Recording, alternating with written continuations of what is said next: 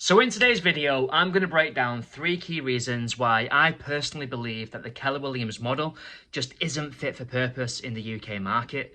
Now, before I go into this, I think it's important that I explain that I initially planned to do this piece of content as a 60-second reel, and I was trying to rush through the points very quickly, and in doing so, it felt a bit insensitive, it felt a bit direct, it felt as though there was no context and the point would maybe be completely missed.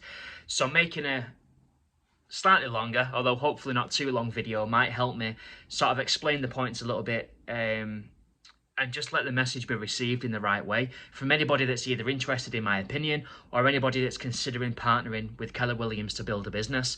Be that if you're considering starting as an operating principal, which effectively means that you're going to throw hundreds of thousands of pounds into investing into the opening of a market centre, or whether you're looking at building a business as an agent in the same way that I have with EXP, for example, where you're looking to lean on Keller Williams for training, help, support, guidance to help you build an agency in your market.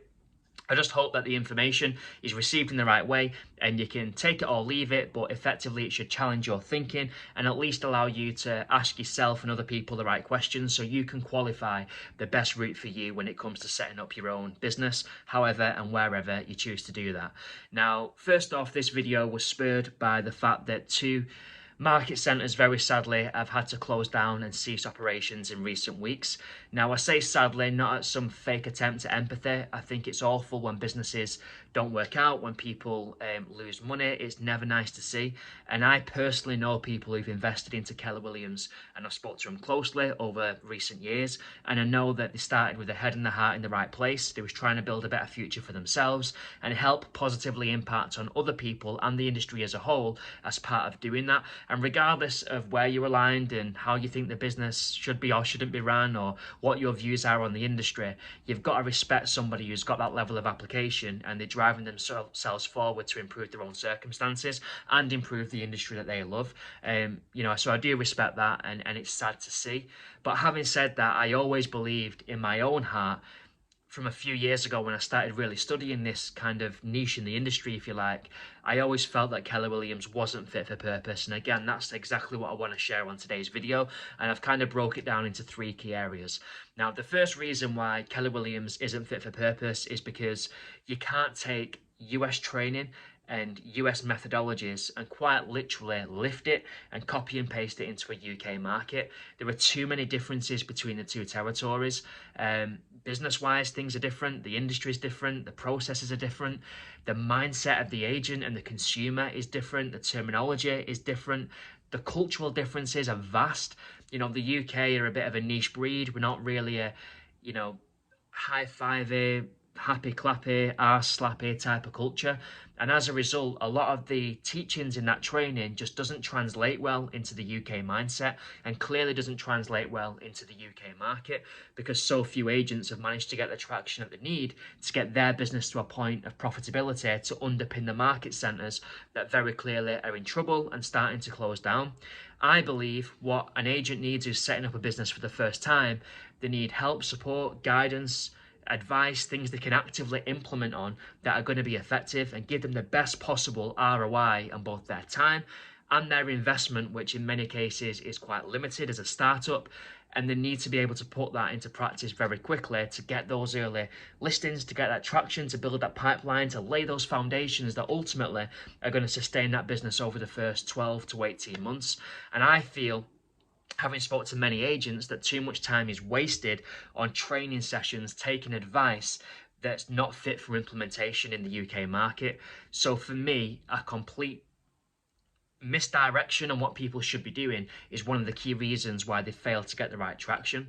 The second point is that recruiting non-experienced agents, people from different industries that are willing to pay the monthly fee, is a recipe for absolute disaster. It's just not effective. It's not a great way to do business. And clearly that's not helped Keller Williams. It's all well and good saying that we're rapidly going, we've got 400 business partners, but if 350 of those 400 partners have never sold a house before, it's not going to look good in terms of the production to follow, the listings, the sales, the pipelines that build. I think that you need to be recruiting people responsibly, and people that have got time served in the space, people who've been on the front line, people that understand the process, people that understand how to look after a client, how to effectively sell a property, how to maximize the eventual sale price. And those are all things that come from experience, from working in a branch, from getting on the phone to booking appointments to dealing with complaints. You can't really put a price on that kind of foundation. And for me, those are the foundations that agents need coming into business ownership to at least underpin the operational know-how, so they know exactly what to do to start building the business and to get to some point of being able to sustain it. Taking people who were a bin man, a fitness instructor, a car salesman on Monday and putting them in a living room on Tuesday isn't fair for the agent, and it's not sustainable for the business. So the recruitment policy, in my opinion, has been all wrong over the course of the last few years. And the third point is that they've not created a winning mentality, they've not breeded the right culture, and that kind of comes as a byproduct of the first point and the second point. For me, I think a key reason why EXP have been so successful, not just in terms of recruitment, but also in terms of the listings and the pipelines and the completions that have followed, is because those early adopters that we brought into the model were efficient. They were all very experienced, time served. We got some notable industry figures, people who really knew what they were doing, and they were able to plug into the EXP framework and leverage that to build a business that's right for them.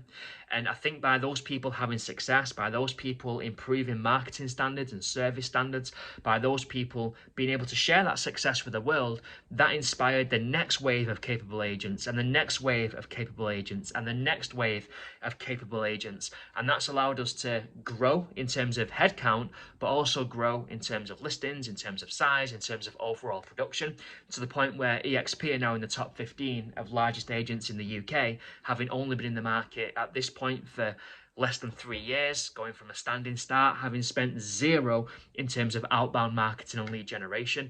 The reason we've done that is because we've bred a winning mentality, and the experience that's been shared and the knowledge and the tips that, again, agents can actively implement is coming from agents that have been there, done that, and built a business within the last 12 months that are now sharing that with the next wave of agents. And kind of having that standard of a high-performing culture just sets new agents coming into the business model up for success.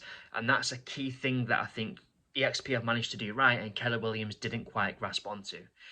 So there we go. There are my 3 key points. Hopefully you can see why that was difficult to fit into a 60-second reel for TikTok, but I just thought a longer form video for YouTube might get the point across. I'm not saying that Keller Williams can't work. I'm not saying they can't pivot. I'm not saying as an agent considering your options that you can't hear them out and have a conversation about maybe how they could help you with your business.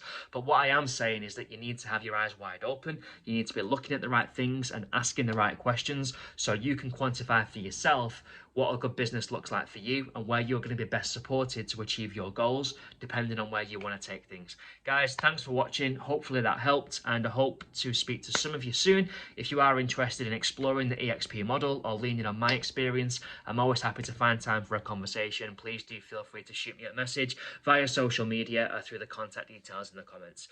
Thanks again, have a great day, and I'll speak to you soon.